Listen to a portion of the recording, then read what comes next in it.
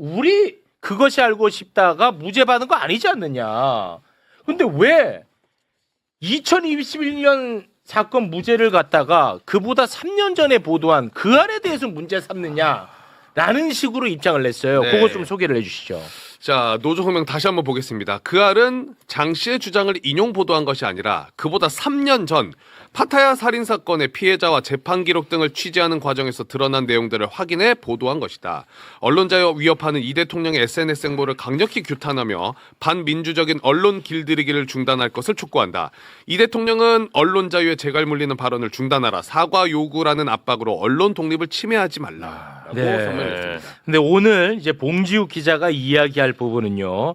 2018년 그것이 알고 싶다 건과 네. 2021년 조폭 연루설 건은 예. 연결돼 있다. SBS 그런 식으로 얘기하지 마라. 이 얘기를 하려고 오늘 나온 겁니다. 예. 진행 부탁드립니다. 네. 일단 그 태국에서 파타야 살인 사건은 2015년에 일어난 일인데 이 범인들이 이제 베트남에서 이렇게 체포되고 한 게 2018년 3월이에요. 인터폴 공조로 해가지고 현지에서 이제 체포를 해서 2018년 4월에 우리 경찰이 데려옵니다. 예, 그게 범인 김형진인데 김형진. 예, 김형진. 그리고 그 아래 방송은 2018년 7월. 그러니까 김형진이 들어오고 나서 석 달 후에 방송이 됐죠. 네. 방송이 됐고 2018년 10월 방송 석 달 후에 김형진이 이제 살인 등의 혐의로 기소가 됩니다. 그래서 재판을 받기 시작하는데 일단 그것이 알고 싶다 2018년 7월 파타야 그 후 1년 방송 내용은 자료 11번 이게 하도 좀 내용이 방대해서 제가 정리를 한번 인물관계도로 정리를 해봤는데요. 네. 예, 가장 윗줄에 이제 김형진과 윤명균이 예, 이제 피해자 당시 프로그램 개발자 임동준을 이제 숨지게 하고 두 명의 범인이 이제 나중에 잡혀서 처벌을 받는데 방송의 내용은 당시에 이제 베트남에 도피해 있던 김형진이 이제 잡혀서 체포돼서 이제 송환이 됐는데 알고 보니까 김형진이 인터넷 도박 사이트를 운영했는데 그 자금을 댄 것이 성남 지역 조폭 국제 마피아파의 간부로 알려진 이준석 코마 트레이드 대표다. 이게 방송 내용이었죠. 아, 네. 그리고 알고 보니까 이준석의 코마 트레이드에 대해서 이재명 성남시장 시절 성남시가 우수기업 중소기업 우수 장려상 이런 것들을 주고 일부 용역을 주고 이것 때문에 마치 이렇게 보면 김형진 살인 사건에 연루된 거기에 돈을 댄 사람이 이재명으로부터 특혜를 받다 이 이제 구조예요. 네. 이 구조인데 이게 이제 방송 내용이죠. 근데 3년 뒤에 2021년 대선 이제 국면으로 접어드니까 네. 감옥에 있던 박철민인데 박철민은 2017년경에 이 조직에서 쫓겨납니다. 조직에서 나온 전직 성남 국제 마피아파 조직원이었는데 얘가 이제 감옥 안에 있다가 그것이 알고 싶다를 본 거예요. 뒤늦게. 네. 그냥 갑자기 상상해낸 게 아니고 그것이 알고 싶다를 시청한 후에 이준석 또 그때 감옥에 있었어요. 다른 사건은. 감옥에 있는 박철민이 감옥에 있는 이준석에게 서신을 보내요. 뭐라고? 형님, 이재명 잡읍시다. 오. 네, 서신을 보내요. 그것이 알고 싶다를 보고 거기서 착안한 거야. 그렇죠. 제가 그냥 제 상상으로 얘기한 게 아니라 차차 보여드릴 텐데. 그리고 나서 박철민이 그때 그렇다면 이제 방송을 본 다음에 기획을 했을 거 아니에요. 예. 그리고 이준석한테 서신을 계속 보내요. 그리고 본인의 변호사를 통해서 가서 이준석을 만나라. 메시지를 계속 보내는데 이번에 박철민 판결문을 제가 보니까 박철민 혼자 한 게 아니에요.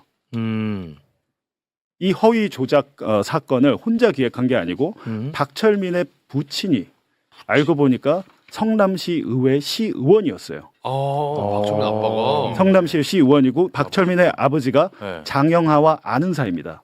지인관계 같은 국민의힘이니까. 아, 국민의힘. 네. 오. 그래서 박철민과 박철민 부친이 나눈 문자 메시지가 판결문에 나오더라고요. 오. 대박이야 뭐야. 야, 이거 대박이네. 네. 그래가지고 박철민이 아버지한테 물어보거든요.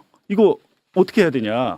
뭘 해줄 수 있냐? 내가 이준석 대표 형님을 설득을 하려고 하면 조건을 제시해야 된다. 아, 내가 이준석 네. 형님이랑 같이 이재명 잡으면 우리한테 뭘 해줄 그렇죠. 수 있냐? 그걸 아버지한테 얘기를 해요. 그러니까 아버지가 뭐라고 또 답변을 하는데 그 과정에서 이준석 측에서 이제 물어보는 거죠. 네 뒤에 누가 있냐? 너 그걸 뒤에 누가 밝혀라. 있어? 그렇지. 그건 너가 아니고 너가 자꾸 뭐 사업비도 대주고 형량도 감형을 시켜준다고 하는데 네 뒤에 누가 있냐라고 물어봐요. 그래 같이 할지 말지 하니까. 그렇지.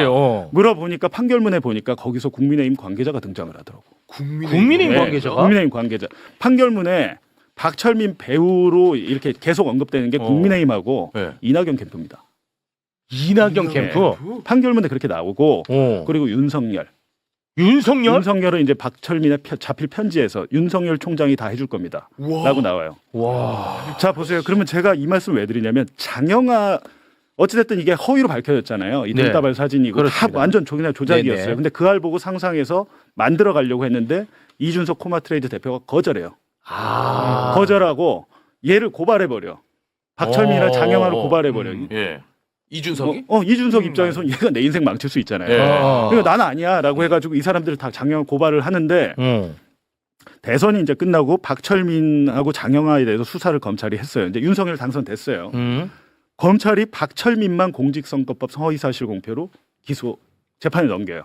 장영하를 빼줘요. 와. 근데 제가 문제 삼는 건 뭐냐면 예. 이 사건 과정의 판결문에 보면 국민의힘이 있습니다.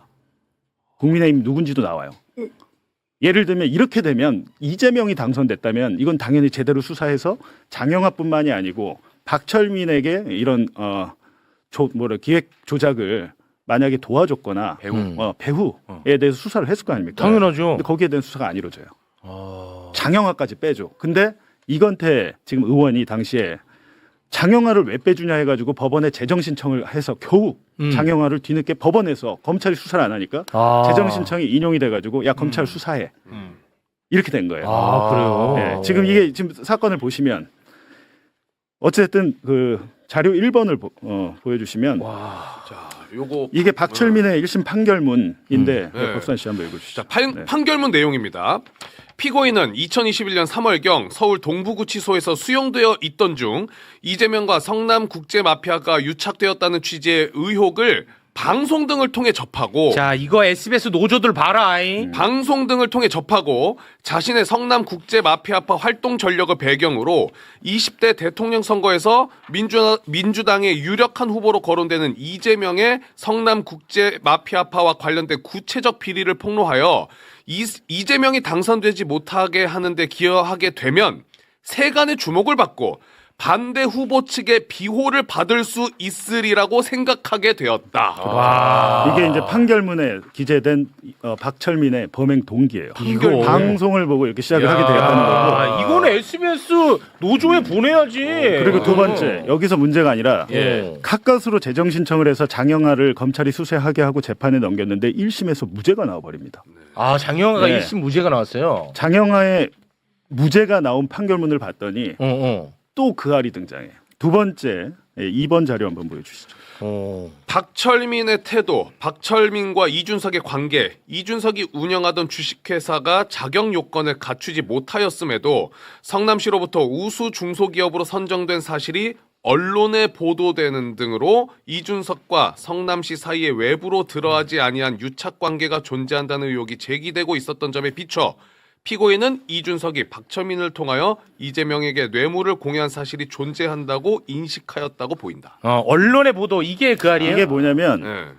이게 허위 사실임을 알면서도 공표해야 이게 유죄가 되는데 이 얘기는 뭐냐면 당시에 방송으로 해가지고 그 유착 의혹이 다 불거져서 장영하 네가 착각했을 수도 있어. 그러니까 그게 그 무죄의 알이지. 근거가 돼. 예, 그 알이지. 그 알이죠. 이거 보도하는데 그 알밖에 없는데. 그러니까 그 알이 얼마나 나쁜 짓이야 지금 이거는. 이 판결문을 보니까 또 그 알에서 그 이준석의 코마트레이드 우수 업체로 해줬다는 거 그것도 이재명이 뭐 지시하거나 연루된 사실이 없다라고 판결문에 박혀 있어요. 이재명이 이준석의 회사를 우수 업체로 해줘라고 관여했거나 지시했거나 이게 아무것도 없고 그거는 오히려 그 포상 담당 직원이 지 맘대로 했다가 나중에 징계를 받았대요. 그 직원이 성남시 직원이 공무원이 그러니까 그 직원이 잘못한 걸로 그렇게 된 건데 뒤집어 보면 시장이 시켰다면 그 직원이 왜 징계받습니까? 징계를 안 받잖아요. 근데 판사는 방송에서 이제 제기했던 여러 의혹 중에 그 우수 업체 선정은 이재명과 아무 관계가 없다고 판결문에 적시가 됩니다. 그러니까 지금 보세요.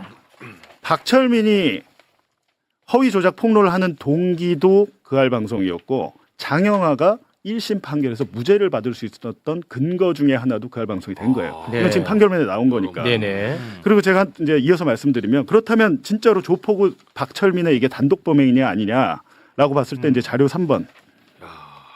아까 얘기해 주신 예. 것처럼 박철민이 시의원인 아빠한테 전직 시의원이었죠. 전직 시의원. 이때는. 예. 예. 아버지 이준석 형님께서 만약에 이재명 지사님의 비윤리적인 부분에 대해 명확히 자료 준비를 해주신다면 합리적으로 형량 감축이라든지 어떤 방면에서든 이준석 형님께 확실히 도움을 드릴 수 있는 건가요? 그것이 명확해야 이준석 형님께 말씀을 올릴 수 있습니다. 아까 말씀하신 이렇게 그거네. 하고 이제 아버지로부터 답변을 뭐 이렇게 받았고, 근데 수사 기록에는 자세히 있겠지만 판결문은 많이 나와 있지는 않기 때문에 그 네. 이후에 이제 박철민이 이준석에게 이제 서신을 계속 보내요. 네. 그 다음 4번 자료.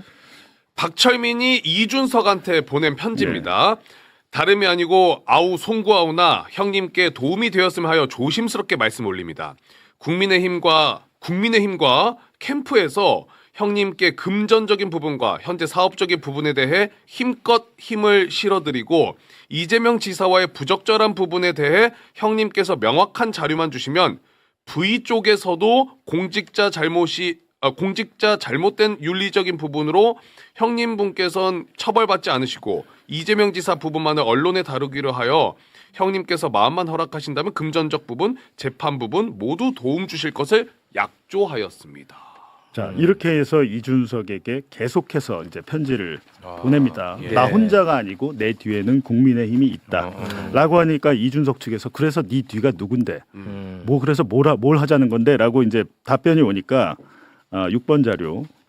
이번에 이제 박철민의 지인이 박철민의 변호사에게 이런 문자를 보낸 게 이제 수사 과정에서 나온 거죠. 네. 박철민이 지인이. 예. 요거 5번이네요. 5번. 자, 국민의힘 저희 담당자는 이준석이 먼저 조건을 제시하면 그에 맞추겠다. 이준석 측에 요거를 전달해라. 그러니까 박철민의 지인이 지금 판결문상으로는 국민의힘 관계자로 지금 추정이 되고요. 그렇다면 그 다음 6번 자료. 자, 그러니까 박철민이랑 이준석 측 변호사 문자인데 박철민이 형량 감축, 변호사 비용 및 변론 비용 지원, 사업 진행 비용 지원 10억 원 지원 요 정도면 될까요?라고 문자를 네. 보냅니다. 그러니까 이렇게 이제 구체적으로 이준석에 대해서 이재명을 잡자고 지속적으로 이제 설득을 하는데 이준석 입장에서는 그런 사실이 없으니까 응하지를 않은 거죠. 근데 이 상황에서 지금 마지막 보신 문자가 2021년 9월 1일인데 며칠 후에 국정감사에서 김용판 국민의힘 의원이 국정감사에서 박철민 돈다발 사진 그거 흔들었잖아. 그거 있죠. 네, 돈다발 사진 이거 봐도. 맞아. 근데 박철민이 저것이 바로 이 돈다발이 내가 이재명 측에 건넨 1억 5천만 원이다 이렇게 주장을 하면서 저걸 했어요. 근데 얼마 지나지 않아 민주당에서 3년 전에 2019년에 박철민이 자기 페이스북에 나 렌터카로 돈 이만큼 벌었어요. 돈 자랑질한 당이 사진으로 깨졌을걸요 아마. 걸려요. 네. 걸리는데 장영하 변호사가 그 상황에서 이거를 기자회견을 기자 50명을 불러다가 그거는 렌터카로 얘 돈 못 벌었어. 그거는 사실 뇌물 사진이 맞아라고 기자회견을 하잖아요. 하고 나서 사실은 이게 끝났어야 되는데 박철민이가 끝까지 이거 다 끝났죠. 논란이 난리가 났어. 조폭 연루설이 나와가지고 난리가 났는데 동시에 뭐가 터졌습니까? 대장동이 터졌어요. 이재명 대통령은 당시 0.73%로 낙선한 이유 두 가지. 대장동하고 조폭 연루설입니다. 대선 후보를 바꾼 것인데 그것이 알고 싶다의 제작진이 의도하든 의도하지 않았든 결과적으로 2021년에 조폭 박철민의 허위 조작 폭로에 씨앗이 된 거죠. 그리고 나중에 장영하의 무죄의 근거가 됐어요.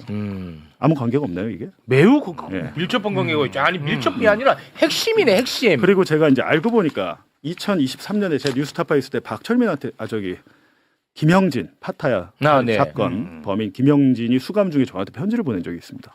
자필 편지를. 전 누군지도 몰랐어요. 처음에. 누군지도 몰랐는데 자필 편지를 보냈는데 제가 기억나는 부분이 뭐였냐면 이재명 2023년 윤석열 당선돼서 제일 잘 나갈 때 아닙니까? 네. 그때 힘이 셀 때 아닙니까? 네.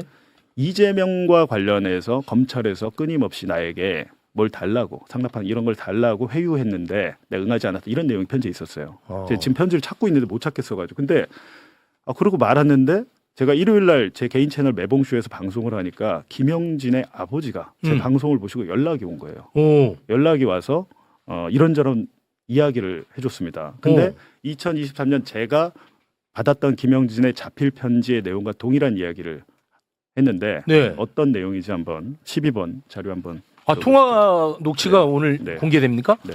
함께 그러면 들어보겠습니다. 지금 방송이 2018년 7월에 이루어졌어요.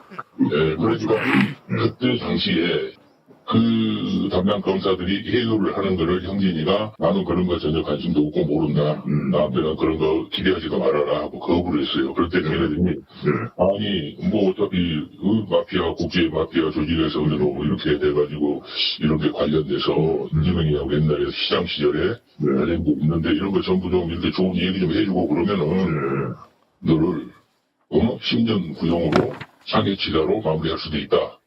이런 해유를 가져도 얘는 꿋꿋하게 나는 그런 사실이 없고 그런 내용과 무관하니 나한테는 뭐 별개의 얘기니 나는 그 관심 없다. 와, 이게 사실이면 이거 검찰도 연루가 돼 있네. 이게 재밌는 게 뭐냐면요. 음. 박철민이가 주장했던 게 뭐였냐면 이준석 코마트레이드 형님이 김영진이한테 태국에서 인터넷 도박 업체 시킨 다음에 그 수익금 중 일부 20억 원을 이재명에게 상납했다는 게 폭로의 골자였어요. 그리고 배달자 중 한 명이 바로 김영진이다라고 주장을 했단 말입니다. 그래서 박철민이 공직선거법 위반으로 자기가 재판받을 때 수감 중이던 김영진이 증인으로 나가서 또 한 번 증언을 합니다. 이재명과 아무 관계 없다. 아무 관계 없고 나 이재명 얼굴 본 적도 없고 이 박철민이 거짓말하는 거라고 이제 증언을 했다고 해요. 네네네. 그런데 지금 이 사건은 2018년 4월부터 10월까지 수사가 이루어진 건데 검사가 설마 저렇게까지 했을까? 워낙 큰 살인 사건인데. 근데 그알 방송에서 이재명 연루 의혹이 나왔잖아요. 네. 제가 좀 전에 오기 전에 수사 기록 전체를 받아서 다 못 보고 이제 대략 보고 왔는데 당시 검찰이 그알 방송에 자료 요구를 했더군요. 자기들 수사에 그 참고를 하려고. 그건 뭐 이상한 건 아니에요. 정상적인 건데 이재명 연루 의혹이 당시에 방송이 됐잖아요. 근데 저 때에 이제 이 김영진 측 아버지 얘기는 김영진과 이제 본인과 아버지 얘기는 검사로부터 이재명과 관련된 진술을 해주면 상해치사로 혐의를 바꿔줄 수 있다. 상해치사는 유기징역 3년 이상, 살인은 5년 이상이에요. 근데 살인은 무기징역 4년까지 가능하고 상해치사는 무기징역이 없습니다. 그러니까 만약에 김영진이 17년을 지금 선고받았는데 상해치사로 했다면 한 10년 정도, 한 절반 깎이는 거예요. 굉장히 큰 유혹인데 그런 상황에서 뭐 협조하지 않았다는 게 이제 김영진 측의 주장인데 네네. 그때 그러고 끝났으면 제가 저 말을 안 믿겠는데 박철민 사건에서 박철민이 또 김영진을 지목해갖고 자기 재판에 증인으로 나왔잖아요. 김영진이 또 일관되게 그렇게 얘기를 한 거잖아요. 근데 정말로 저런 일이 있었을까? 검사가 왜? 라는 생각, 더구나 문재인 정권 때 아닌가? 라고 해서 가만히 생각해 보니까 이 기간이 윤석열 중앙지검장 재직 기간이에요. 그래가지고 제가 당시에 지금 아버님이 말한 검사를 포함해서 수사팀에 오늘 오전에 통화를 했습니다. 지금 김영진 측에서 이렇게 주장을 하는데 그런 질문을 한 적이 있냐 혹시 하라고 했더니 김영진은 그냥 잔혹한 범죄자고 그러한 뭐 거래를 할 이유도 없고 전혀 사실무근이다 이렇게 반론을 수사팀에서 했습니다. 근데 당시 수사팀이 네, 당시 수사팀이 했기 때문에 이제 반론을 제가 전해드리는 거고요. 네네네. 김영진 측의 일방적인 주장인 거고 이건 뭐 완전한 진실로서 확인된 건 아니기 때문에 당연히 네네네. 반론을 말씀드리는 것인데 네. 두 가지 의혹이 생겨버리는 거예요. 지금은 2018년에 파타야 살인사건 검사팀이 이재명을 잡기 위해서 혹시나 그런 거래 제안을 했는지 하나 2022년 윤석열 검찰 때 박철민을 수사하면서 국민의힘 관계자나 장영하를 일부러 빼준 거 아니냐 사건을 축소하기 위해서 그렇게 지금 보이거든요. 아, 이거 엄청 검찰이 큰 사건이네. 조금 부적절한 행위를 했다는 게 18년과 22년 두 군데 지금 존재하는 건데 이때는 윤석열 중앙지검장이고 이때는 윤석열 대통령, 윤석열 정권의 검찰인 거예요. 그렇습니다. 이 두 가지에 대해서는 저는 야 이거는 그냥 간단하게 사과하고 끝날 문제는 아닐 수도 있겠다라는 생각이 그럴 수 있겠네. 드는 겁니다. 네. 이 지금 퍼즐상으로는 이 굉장히 이거 권력형 비리로 갈 가능성이 있습니다. 너무 큰데요. 예, 그리고 너무 제가 커. 오늘 자료를 많이 준비했는데 지금 우리 박지원 의원님 네, 박지원 기다리고 의원님 계시니까 화 많이 나 7번부터 10번 자료는 다음 방송에서 그건 내일 또 저희가 다뤄야 될 것 같습니다. 제가 이렇게까지 다 배려를 해드리잖아요. 그렇습니다. 오늘 이제 굉장히 이거 중요한 내용이네. 야, 이거는 생각보다 굉장히 큰 사건이 될 수 있을 것 같습니다. 네. 자, 봉지욱 기자님 대단히 고맙습니다. 네, 고맙습니다. 네, 감사합니다. 감사합니다. 자, 지금부터는 국내 정치